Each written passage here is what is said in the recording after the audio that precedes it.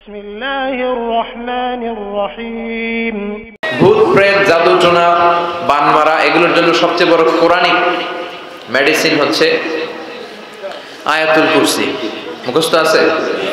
আয়াতুল কুরসি পরে ফু দিলে জিনের বাদশাহ দৌড়, সব দৌড়। পড়বেন সবাই? আয়াতুল কুরসি পড়বেন। বিশ্বনবী কালিজিরা খেতে বলতেন। কি খেতে বলতেন? কালিজিরা। এটা শিফা মিন কুল্লি দা ইল্লা সাম। বিশ্বনবী বলেছেন মৃত্যু ছাড়া এই কালিজিরা সব রোগের মহৌষধ। এই কালিজিরা শুধু একটা রোগ থামাইতে পারে না, রোগটার নাম মৃত্যু। কোনো কিছু থামাইতে পারে?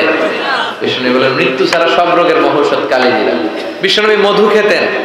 কোরআনে দুই জায়গায় শেফা আসছে। এক কোরআনের ক্ষেত্রে আল্লাহ বলছে শেফা, আবার মধুর ক্ষেত্রে কইছে শেফা। আল্লাহ বলছে ফিহি শিফাউন লিন-নাস, এই মধুর ভিতরে আমি আল্লাহ শিফা রেখেছি। চিল্লায় বলুন সুবহানাল্লাহ।